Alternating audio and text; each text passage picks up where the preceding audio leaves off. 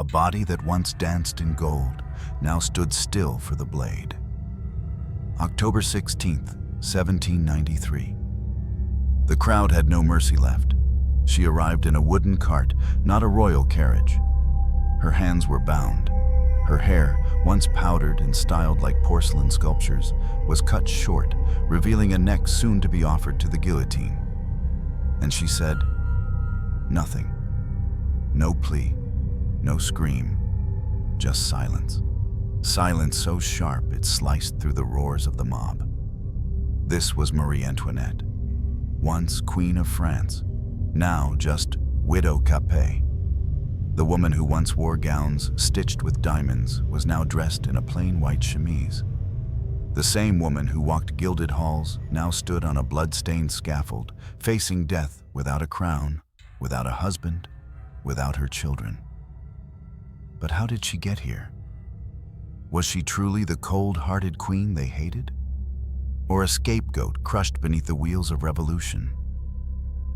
This is not a story of monarchy. It's a story of undoing, of a girl raised to smile, stripped of her language, her dignity, and finally, her life. Of the long descent from Versailles to the scaffold. Of how a silk-draped symbol became a corpse in the hands of history. This is the guillotined fate of Marie Antoinette. She was not born to rule France. She was born to decorate it. On November 10th, 1755, the 15th child of Empress Maria Theresa and Emperor Francis I came into the world. Her name was Maria Antonia Josefa Johanna. But no one in Vienna called her that for long. She was the youngest daughter, the afterthought, the ornament, the bull. In the Schönbrunn Palace, her world was carved in marble and coated in powdered sugar. Music filled the corridors, harpsichords, minuets, the endless tapping of dance shoes on polished floors. Her days were painted with pastels, soft pinks, delicate blues, the white of lace and porcelain. She was taught to curtsy before she could write. She was taught to smile before she could speak. But beneath the embroidery of her dresses, there were gaps. Maria Antonia's education was shallow, even by royal standards. She struggled with grammar, with spelling, with anything that required stillness. Her French, which would one day be essential, was weak. Her tutors, many said, gave up correcting her and simply encouraged her to sing. And she sang well, like a nightingale trapped in a gilded cage. She was lively, she laughed easily, she loved to prank her sisters, to run barefoot through gardens, to chase dogs in the courtyard. There was no hint, no shadow of the guillotine that would one day wait for her. But outside the palace walls, Europe was shifting. Austria, her homeland, was bleeding influence. France, once an enemy, was now a desperate ally. And so, a plan was forged not with affection, but with ink and seals. A political union, a sacrifice masked as a marriage. Maria Antonia would be sent to France, at just 14 years old, to marry a boy she had never met, to win over a court she did not understand, to be the symbol of peace in a world that had none. She wasn't asked. She was informed. And so the preparations began, not of heart, but of body. Her teeth were corrected with painful procedures. Her posture drilled into elegance. Her manners sculpted like a statue, down to how she held her spoon.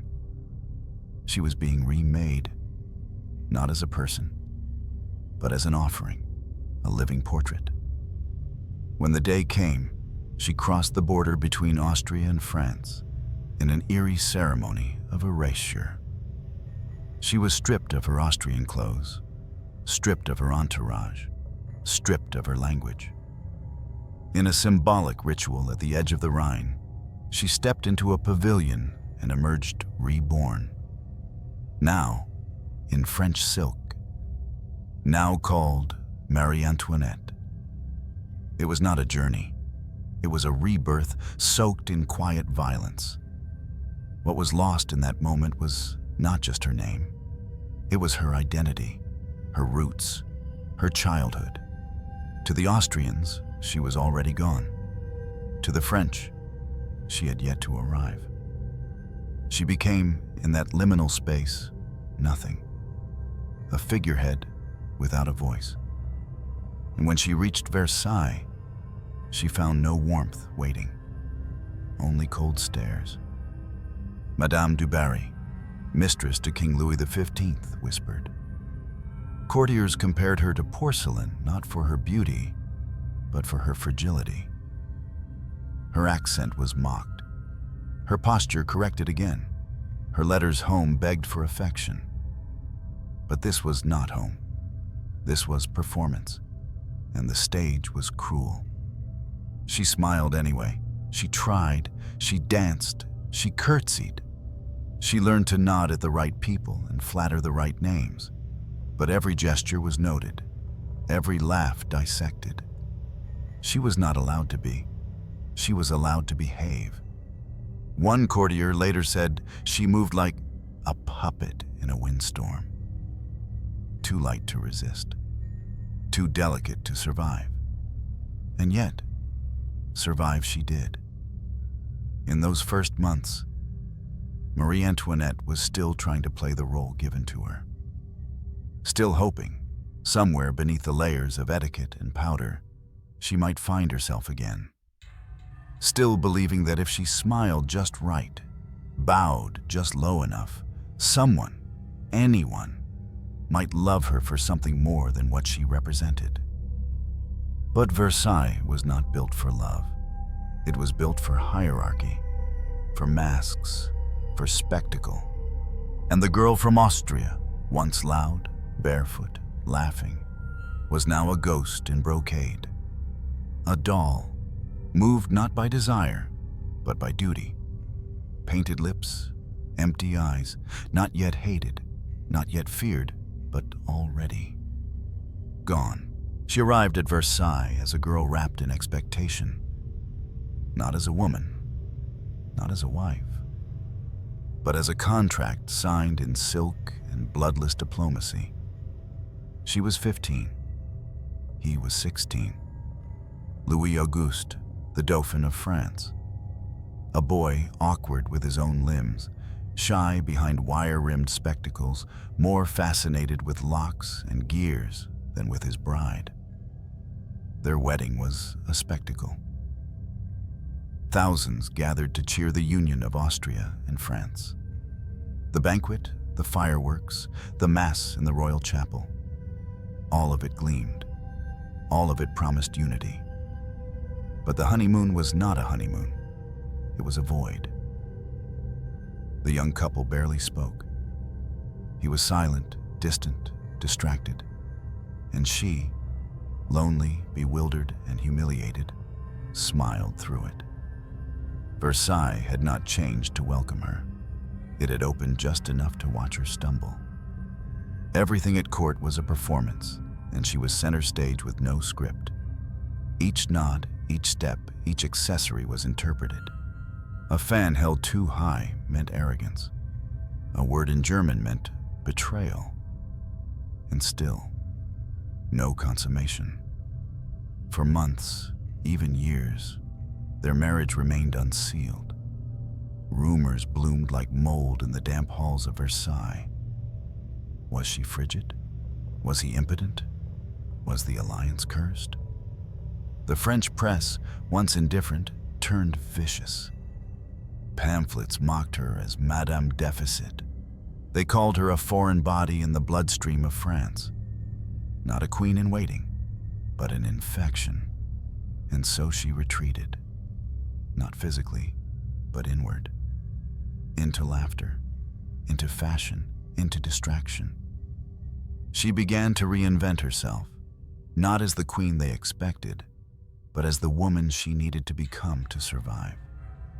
She embraced the pleasures Versailles offered. The masked balls, the secret gardens, the wardrobe of 1,000 laces. At the Petit Trianon, a private estate gifted to her by Louis, she created her own world, a place where rank dissolved, where she could walk without a corset, smile without an audience, where the queen could pretend to be human. But the court did not forget, nor forgive. To the nobles, her independence was an insult. To the people, her extravagance became sin. They whispered that she played at being a peasant while France starved, that she dressed like milkmaids while the price of bread rose like smoke, that she lived in silk dreams while the country sank into rot. And still, Louis remained passive. He did not guide her. He did not protect her. He merely observed like a boy watching a fire he didn't understand. Marie's isolation deepened. Her friendships became lifelines. Most famously, the Duchess of Polignac, a woman as flamboyant as Versailles, was cruel. But favoritism bred contempt. The more she embraced intimacy, the more others saw manipulation. A queen was not meant to feel. She was meant to embody. She was not allowed friends, only alliances. Not pleasure, only protocol. Every smile became suspect. Every silence became an accusation. And then came the diamonds. The infamous diamond necklace affair in 1785, a scandal in which Marie had no involvement, but from which she emerged more hated than ever. Though innocent, she was seen as guilty. She was the face they pinned everything to. The necklace, never worn by her, became a noose in the eyes of the people. By now, France was crumbling. The debts soared. The harvests failed. The anger rose, and Marie became the lightning rod. Not because she ruled, but because she was visible. She was the woman in the mirror. The one they could see, point at, scream toward, blame. And she tried. She tried to reach the people. She donated secretly. She wrote publicly. She urged Louis to act, to speak, to change. But her voice was a violin played in a hurricane, and the storm was coming. The love she once sought, the affection she hoped to earn, was gone. Or perhaps it had never been there at all. To them, she was never Marie. She was only the Austrian, a spy, a spendthrift, a sinner in silks. The girl who once ran barefoot through Austrian gardens now walked on carpets soaked in suspicion, each step cracked under the weight of history.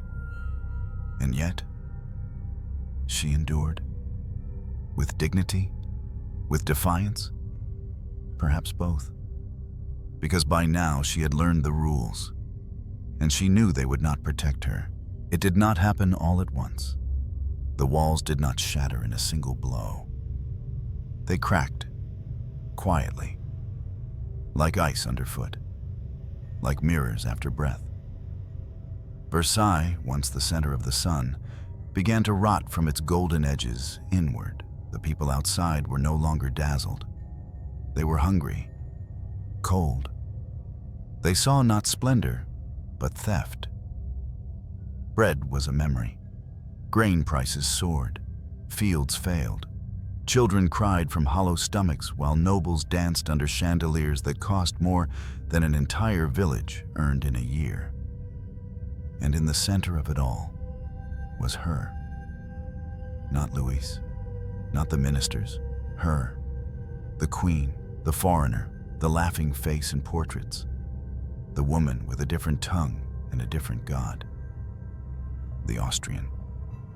By 1788, pamphlets had replaced prayer. They circulated in taverns, markets, under coats in alleyways. Libelles, they were called. Printed filth disguised as satire. Some accused her of sleeping with her brother-in-law.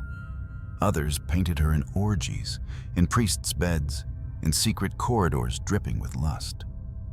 They called her a harlot, a witch, a beast in human skin. One depicted her as the Queen of Spades, deadly, seductive, black-hearted. Another as a she-wolf gnawing on the corpse of France. The public didn't care if it was true. They cared that it felt true. The Queen's name became a poison on the lips of the starving. Let them eat cake, a phrase she never said, now carved into her tombstone before she was even dead. She tried to speak. She tried to write. But her words were smothered in the ink of resentment. Louis remained passive. He hesitated, always. He listened to advisors who listened to fear. He avoided confrontation like it was fire, unaware that it was already burning under his feet. Marie knew before he did. She saw the pitchforks in the eyes of the crowds. In October 1789, they came. Thousands. Mostly women, marching from Paris to Versailles with bread knives, with pans, with slogans that bled. The Queen stood at a window as they approached. She saw not citizens, but a tide, a flood that carried fury instead of water. They forced their way into the palace. They slaughtered guards. They broke down doors.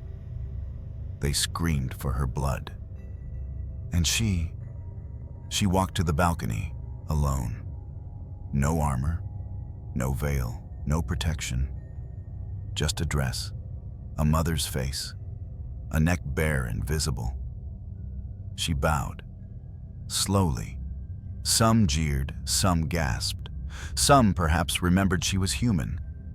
But the tide did not recede. It never does. That night, the royal family was taken. They were not prisoners. Not yet. But they were no longer sovereigns.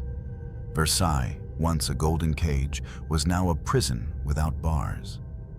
They were marched to Paris, to the Tuileries Palace, to surveillance, to scrutiny, to suffocation. It was not exile.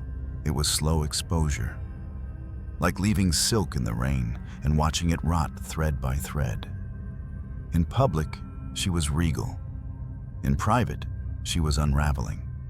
Her letters from this time speak of fatigue, of fear, of silence. She wrote to her family in Austrian cipher. Words like weather meant politics. Rain meant danger. Thunder meant betrayal. And always, there was thunder. Every movement she made was watched. Every letter intercepted, every sigh interpreted. Yet still, she planned. Still, she believed escape was possible. And then, in June 1791, they tried. The flight to Varennes, disguised, in the dark, fleeing through forests, changing clothes in carriages, whispering code to loyalists. They nearly made it. But they were recognized in a small town, a postmaster, a coin, a face too familiar. The royal family was stopped, returned, shamed. To the revolutionaries, it was proof that she was not French, not loyal, not motherly, not worthy. From that moment, she was not just a queen, she was an enemy. The monarchy had been cracked before. Now it was crumbling. And the people no longer whispered. They shouted, they chanted, they demanded. And always, it was her name first. Not Louis, not Robespierre, not Danton, Marie. Because it was easier to hate a woman. Easier to blame a mother who could not feed her children. Easier to decapitate a symbol than confront a system. She had not chosen this crown, but now it was nailed to her skull.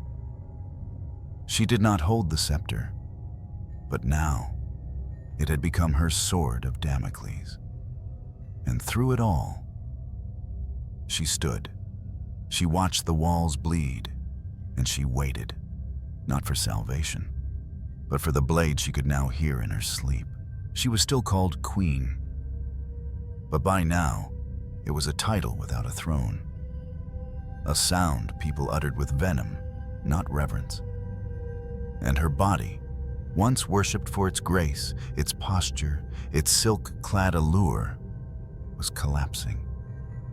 Not like a tree struck down, but like a house eaten from the inside. Quietly, slowly, without ceremony. After the failed escape to Versailles, Marie Antoinette was never the same, not in spirit, not in flesh. The humiliation cut deeper than the shackles that followed. Her hair, once a towering symbol of Versailles excess, turned white within weeks. Madame Campan, her former lady-in-waiting, later wrote, "Her features aged a decade in a month. Her eyes lost their fire. She carried herself like a widow walking through fog. She could not sleep. She could not eat without trembling. She had recurring fevers. She bled irregularly. Her once vibrant skin grew sallow, waxen, more candle than woman. But worse than the sickness in her veins was the hollowing in her heart." In June 1793, her son, Louis Charles, the Dauphin, was taken from her arms, just 8 years old. He was placed in the care of a cruel revolutionary jailer named Antoine Simon, forced into isolation, told his mother had abandoned him, beaten, starved, manipulated. Under duress, he signed a declaration claiming Marie had molested him. A lie, a horror, but one used against her in court months later as a final stab to her motherhood.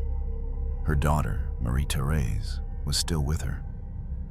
But even that bond frayed under the weight of constant surveillance. They could not speak freely. They could not mourn the little boy who was alive, but only in body. The rest of him had been broken. And her husband, Louis XVI, was already dead, beheaded on January 21st, 1793. She was not allowed to attend, not allowed to grieve, only told afterward that Citizen Capet is no more. She wept in silence, pressed her forehead to a cold wall, and for hours said nothing. The woman who once hosted royal operas now hummed to herself in darkness, not to perform, but to remember she was still alive. In prison, the conciergerie, she was reduced to a number. Her cell was 9 feet wide, the mattress was straw, the walls were damp, the toilet a bucket. Guards watched her constantly, even while she slept. She was allowed no privacy, no correspondence, no sunlight, no music. Her hands swelled, her gums bled.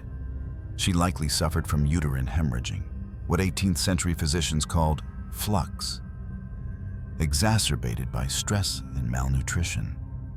Her legs could no longer carry her without shaking. A guard once noted she often sat curled on the floor, whispering prayers to herself in German. She was 40 years old, but looked 60.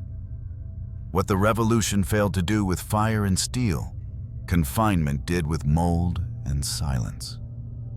Her captors called it justice, but it was erosion. She asked for communion, it was denied. She asked for confession, it was ignored. On October 14th, 1793, she was brought to trial. The charges were numerous: high treason, depleting the national treasury, conspiring with foreign powers, and, based on her son's coerced testimony, sexual abuse. She stood before the tribunal revolutionary not as a queen, but as a corpse wearing human skin. She denied the charges, but she did not beg. When accused of abusing her son, she turned to the crowd and said, "Nature refuses to answer such a charge. I appeal to all mothers here." And in that moment, there was silence. Even the bloodthirsty paused. Because this was not a queen. This was a mother with nothing left to lose. The trial lasted 2 days. The verdict was predetermined. She was found guilty. Execution was scheduled for the next morning. That night, she wrote a final letter to her sister-in-law, Madame Elizabeth. It read in part, "I am calm as one is whose conscience is clear. I forgive my enemies. I die in the Roman Catholic Apostolic faith. I say goodbye to my children. I had intended to write to them, but I did not have the strength." The letter was never delivered. It was intercepted, hidden, eventually found in the archives of Robespierre after his fall. By then, Marie was gone. She had become a shell, a ghost in white linen, a symbol of everything France wanted to forget, and yet could not stop staring at. They say she no longer walked. She drifted, as if her bones no longer belonged to her, as if she was already dead, waiting only for her body to agree. But she did not scream. She did not beg, because death to her was not the end. It was the relief she had been denied. The night before her death was not filled with weeping. It was filled with silence.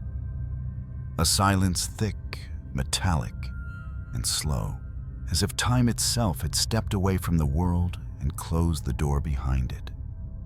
October 15th, 1793. Her final dusk. No priest was allowed. No candle, no company.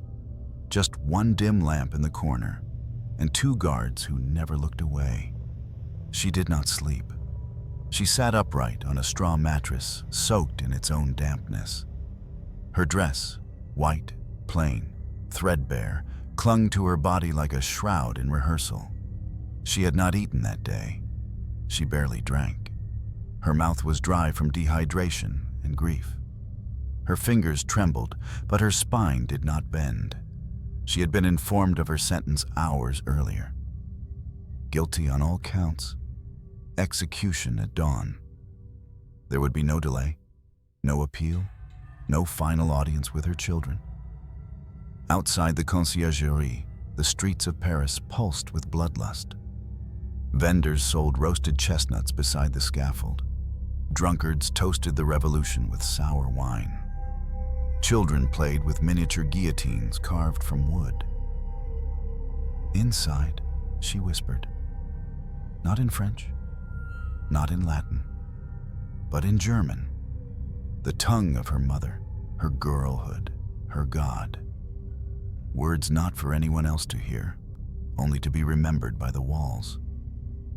One of the guards later remarked, "She looked like she had already left her body. Her eyes weren't in the room." No letter was written that night. No diary entry.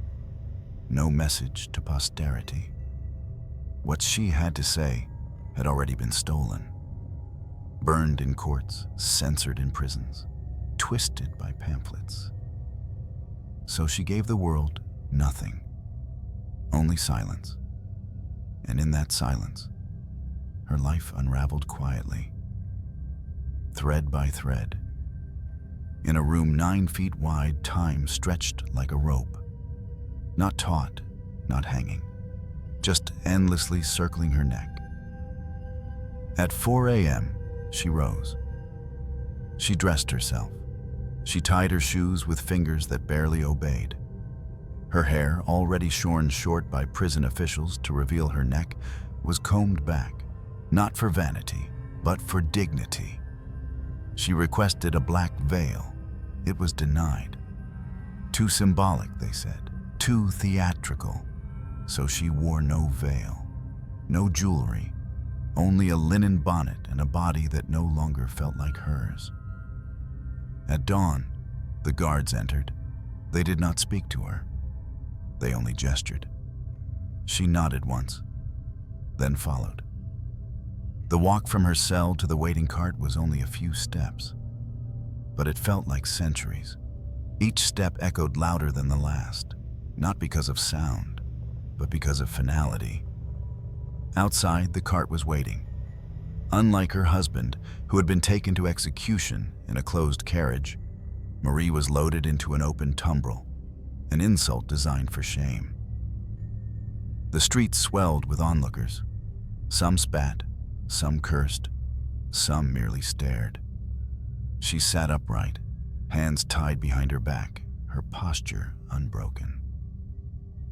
It took nearly an hour to reach the Place de la Révolution.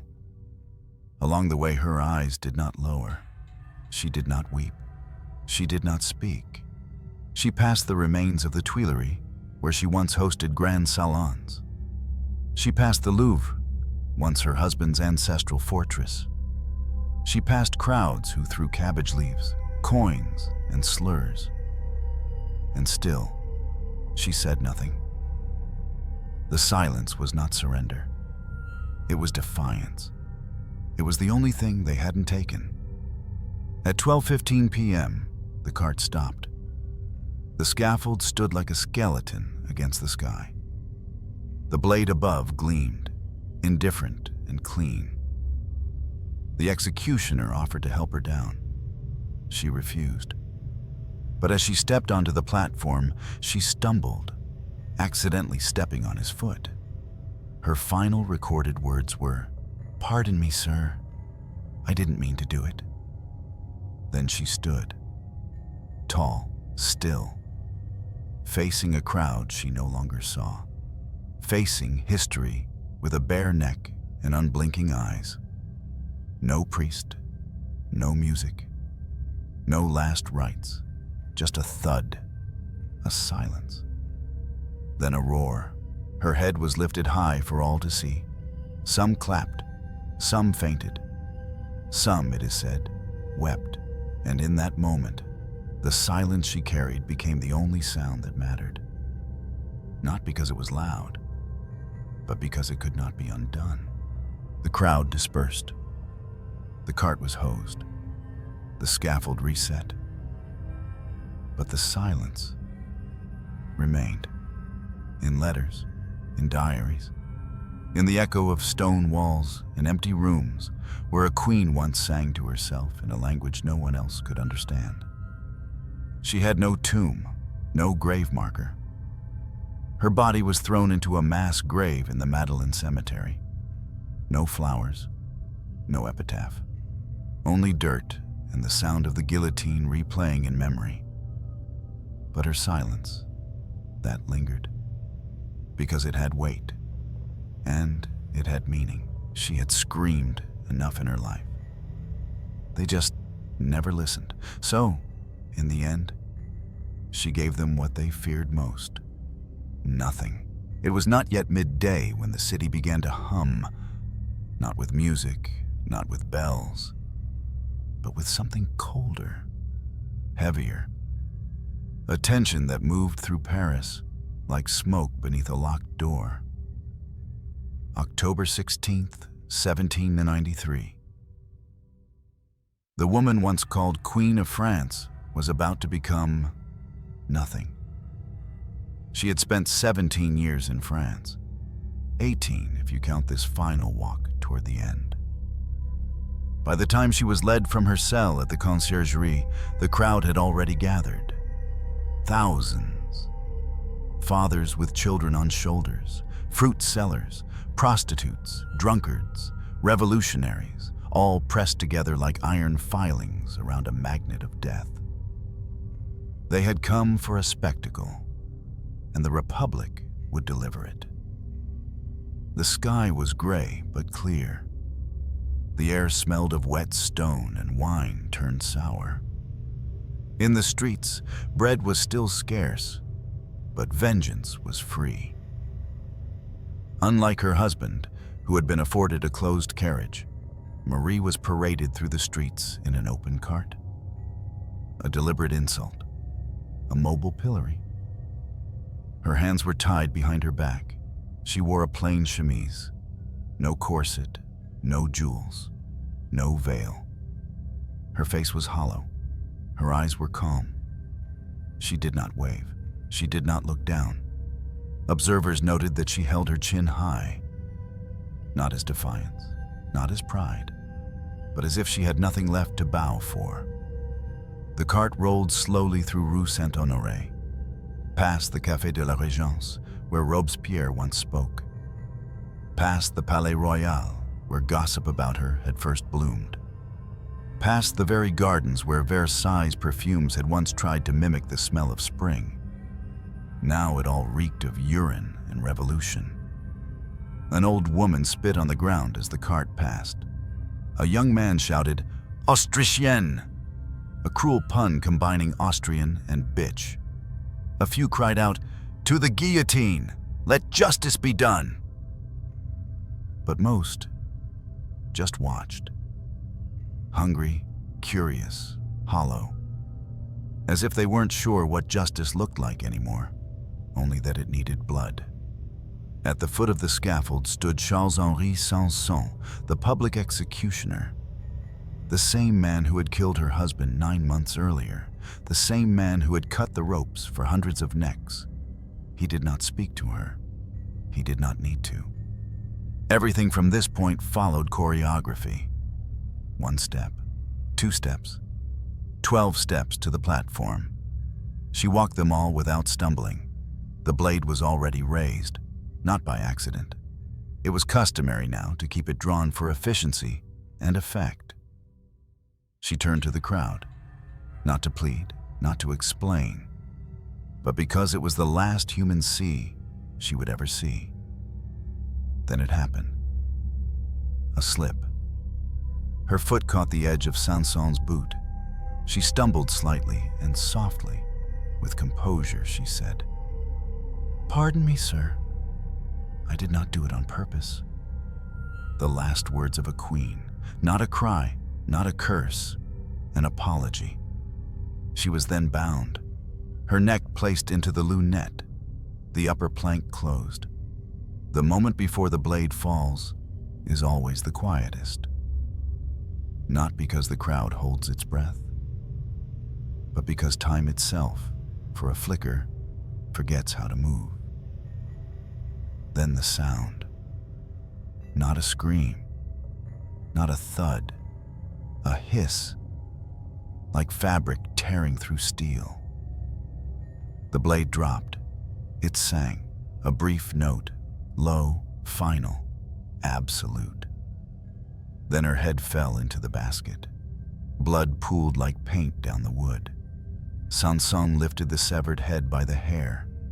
The crowd gasped. Some cheered, some cursed, some cried. A woman fainted. A boy vomited. A man crossed himself, then turned away. They had come for justice. They got anatomy. It was over in seconds. The body was placed into a rough wooden coffin. No name, no crest, no marker. She was buried in the Madeleine Cemetery, in an unmarked grave beside common criminals and nameless corpses. No flowers, no prayers, no procession. A queen reduced to meat. But the silence she left behind refused to die. Later, observers would argue whether she showed courage, whether she accepted her fate, whether she died with dignity or delusion. But the facts were simple. She walked to the scaffold. She spoke no defense. She met death standing. No ghost ever screamed as loud as that silence. The guillotine that day did more than kill a woman. It killed an idea, an illusion. That royalty was untouchable. That thrones were sacred. That blue blood did not spill red. And yet, even in death, she remained dangerous. The monarchy was dead, but her name endured. Not as legend, not as saint, but as a question. Who was she, really? A villain in lace? A victim of history? A mirror of a dying age? The blade answered nothing. It only ended breath. The blade fell. The crowd roared. The body vanished. And yet, the story did not end. If death were a full stop, history would be simple. But the execution of Marie Antoinette became a comma. A pause before the sentence spiraled further into madness. October 17th, the morning after her death, Paris awoke not to triumph, but to uncertainty. No decree followed. No celebration was declared. Only silence.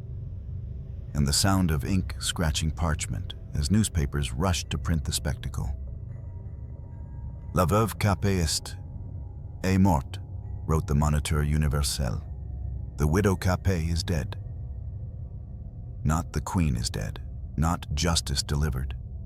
Only the statement. Flat, clinical, intentionally cold. But people felt the heat. In some districts, wine was poured in the streets. Revolutionaries danced, shouting, "Vive la République!" In others, women wept quietly behind shuttered windows.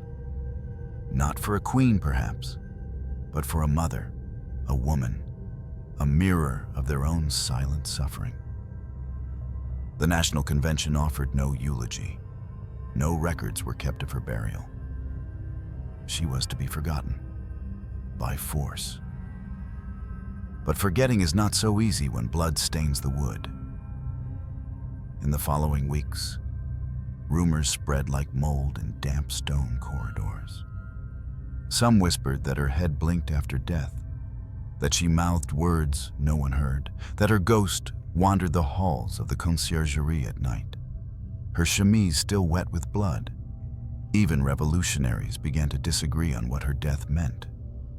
To some, it was justice. To others, it was excess. Robespierre had hoped her execution would calm the storm. But the storm fed on blood. And now, it wanted more. Just 9 months earlier, the guillotine had claimed her husband. Now her blood joined his in the soil. But it did not fertilize peace. It fertilized paranoia. In less than a year, the reign of terror intensified. Between September 1793 and July 1794, over 16,000 people would die by guillotine. Among them, friends of the revolution, aristocrats, clergy, peasants, even children. The very machine that had silenced a queen now but turned inward.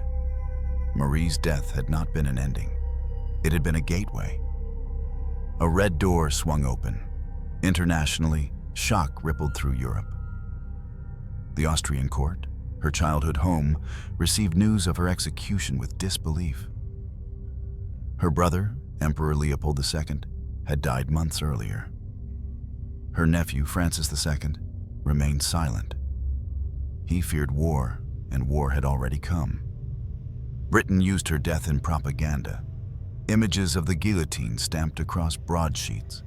Pamphlets titled "The Slaughter of Virtue." Caricatures of French mobs drunk on power.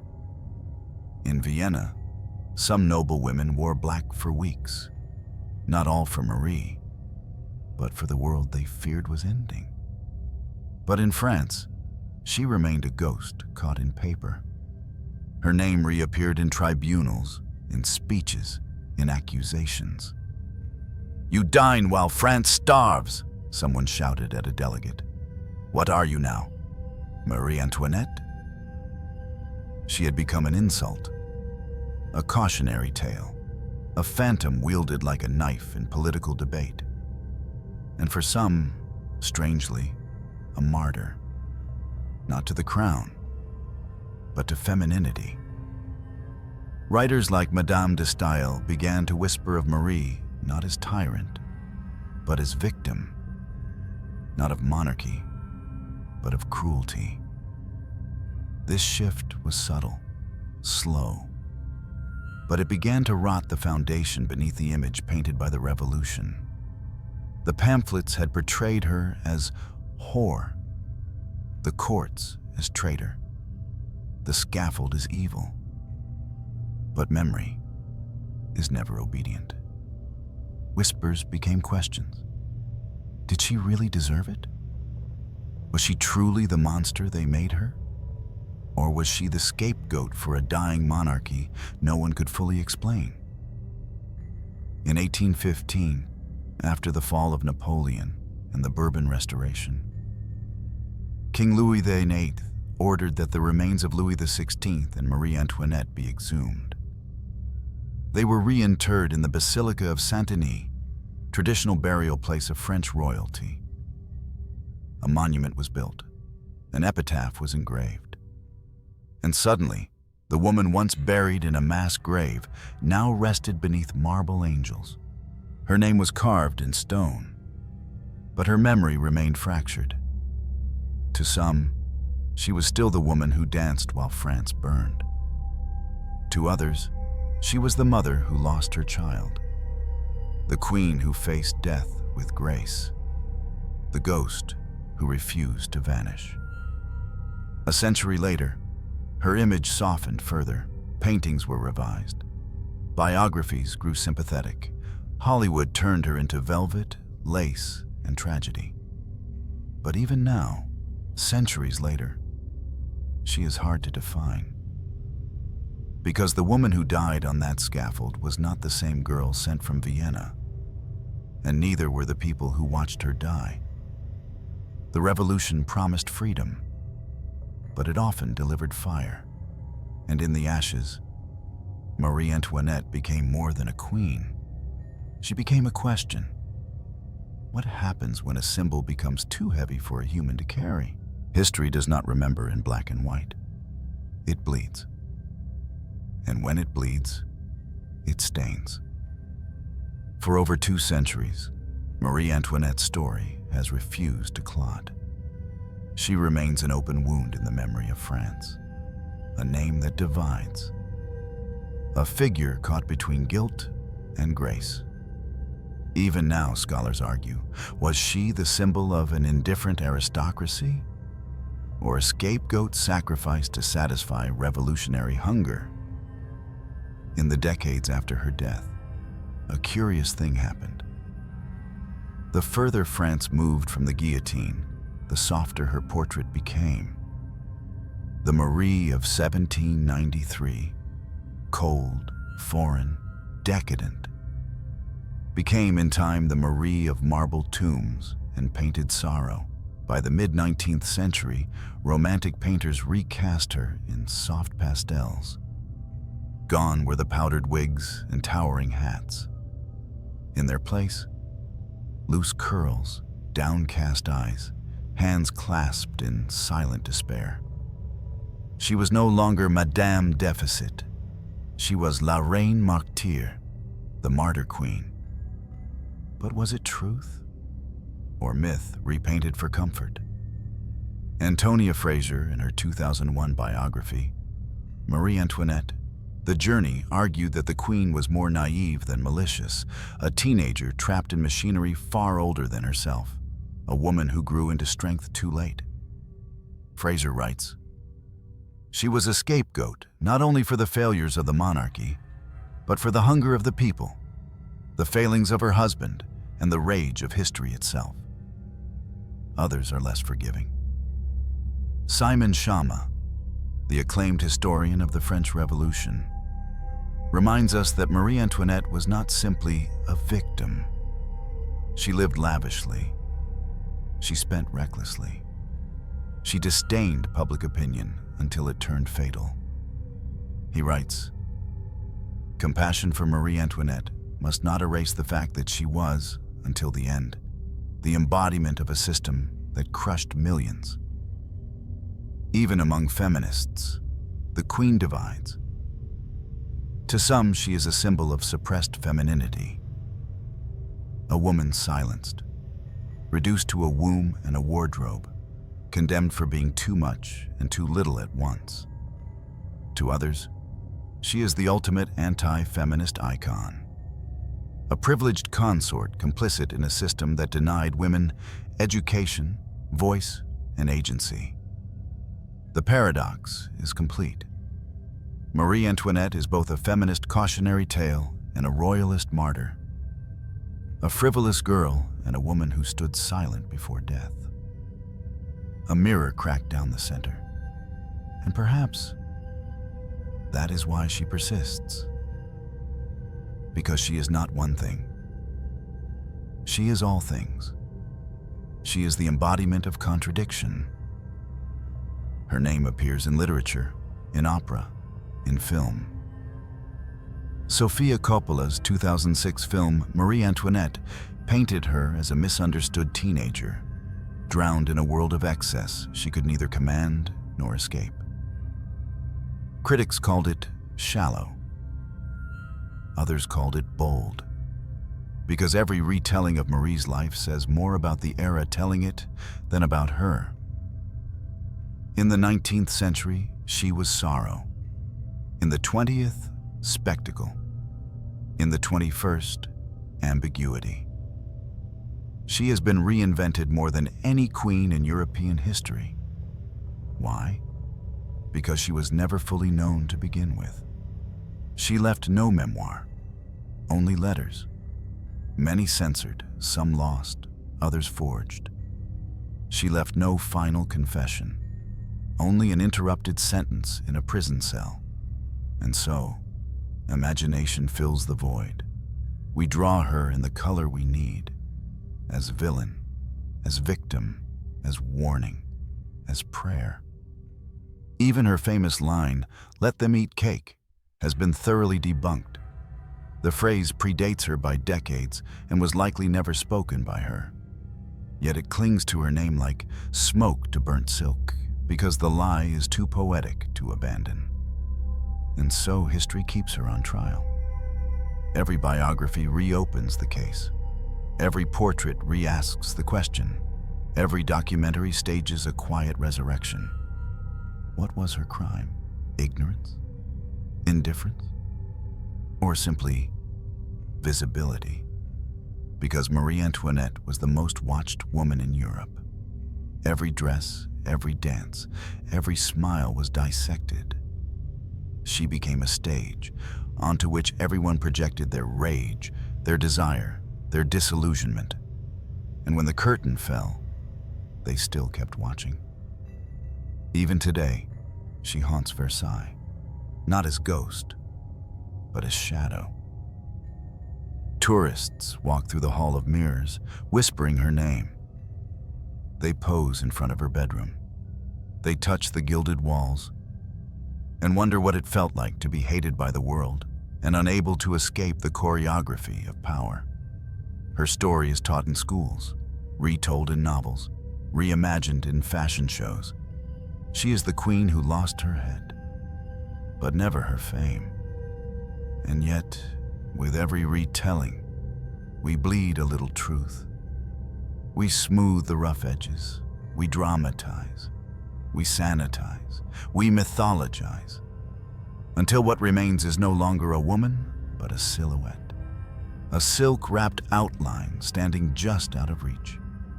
History, in the end, does not judge, it echoes. And Marie Antoinette's echo is louder now than ever. Not because we need a queen, but because we need a question. How do we treat the visible? What do we do to the woman who dares to be seen? We dress her up. We tear her down. We name her guilty, then mourn her grace. And we never stop watching. They took her head. But they couldn't erase her presence. Not entirely. Because even when a person dies, the shape they leave behind doesn't vanish. It lingers. Like heat in a burned room. Like perfume in empty silk. And Marie Antoinette's outline still haunts France. Let us begin with her body. After the blade fell on October 16, 1793, Her corpse was thrown into a simple wooden box. No markings, no initials, no prayers. It was carted to the Madeleine Cemetery, a crowded field on the edge of Paris. She was buried beside thieves, prostitutes, and vagrants. No record was kept. No priest whispered a final blessing. Only soil, soaked with the blood of dozens who had gone before her. For 22 years, she lay forgotten, bones wrapped in memory and rot. Then, in 1815, the monarchy returned. King Louis XVIII, brother of the executed Louis XVI, ordered the remains of the royal couple to be exhumed. The grave was found through testimonies from surviving revolutionaries and local grave diggers. 2 skeletons were recovered, one tall, male, with traces of silk in the soil, one smaller, with a jaw disfigured by trauma, possibly the blade. They were reburied with state honors in the Basilica of Saint-Denis, the necropolis of French royalty. Above them now stands a monument of marble, white, polished. Angels weep at their feet. The inscriptions call them king and queen. No mention of the guillotine, no mention of the years in a ditch. But marble does not speak, and Versailles says even less. Walk through its corridors today and you will find her, but only in fragments, a faded portrait, a cracked mirror, a slipper behind glass. The Hall of Mirrors holds no trace of her laughter. Her bedroom, once trimmed in blue silk and gold, is now preserved with sterile precision. It is beautiful and lifeless. The Petit Trianon still stands, tucked away behind manicured hedges. There, she once played shepherdess. There, she planted lavender and roses. There, she drank hot chocolate and read novels in German. Now, tourists whisper her name and take photos. They pose where she once cried. They giggle where she once prayed for escape. But the air is still, and her voice is gone. In the Musée Carnavalet, in the heart of Paris, her belongings are displayed like relics: a lock of her hair, a pair of silk shoes, the letter she tried to send before her death, never delivered. They are behind glass, sterile, unreachable. They do not cry, they do not tremble. They only exist, as if to say, she was here, she was real, she is gone. Yet the most enduring image of Marie Antoinette is not a possession. It is a painting. Elisabeth Vigée-Lebrun's famous portrait, commissioned in 1783, shows her in a white muslin dress, loose hair, no crown. She is soft, almost maternal, almost ordinary. At the time, it scandalized Versailles. Too informal, too domestic, too human. Today, it is her most famous likeness, because it shows what few allowed her to be. A woman without a mask. But even that image lies. It is curated. It is constructed. It is not the woman in the cart, with hands tied and hair cut short. So what truly remains? Not truth, not closure, only absence. The kind that echoes through architecture, that creeps between display cases, that hangs in paintings like a second shadow. She is there, and not. Her name is engraved in marble, but scratched in graffiti. Her face is carved in statues, but warped in caricature. Her legacy is curated in museums, but mangled in textbooks. And still, she pulls us back. Because Marie Antoinette represents something larger than herself. She is the weight of myth, the price of visibility, the danger of being more symbol than soul. She did not leave behind a philosophy. No treatise, no doctrine, only a broken mirror in which France still sees itself. When the country looks at her story, it sees its contradictions, its hunger, its opulence, its shame.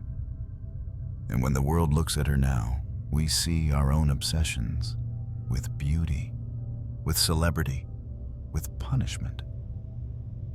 We see a woman reduced to a quote she never said, a life condensed into a dress, a death turned into theater. She has no voice left, but her silence is curated in surround sound. Guides speak for her, authors write her mind, filmmakers dress her in pastels and place macarons on her grave, and we consume it, hungry not for her truth, but for the feeling of standing beside the ghost of power. What remains? A myth. A body once royal, now dust. A dress never worn again. A silence that was louder than any speech she could have given. And the faint, cold outline of a woman, no longer seen, but never unseen. Power never arrives empty-handed. It brings gold, it brings silk. But always, always, it brings the knife. Marie Antoinette was crowned not with iron, nor wisdom, but with expectation. And like a candle placed too close to a mirror, she burned while the world watched its own reflection flicker and melt. She was not the architect of an empire. She was its ornament, and ornaments are made to be admired, then shattered. We remember her not because she ruled, but because she fell. Because her descent was cinematic. Because her silence echoed louder than the speeches of kings. Because there is something inside us that craves the image of beauty destroyed. There's a reason we don't forget her. Not out of justice, not even guilt, but fascination. She was crowned to be consumed by duty, by marriage, by politics, by myth, by history. And in the end, she was devoured whole, without mercy, without digestion, without understanding. Her head rolled into a basket.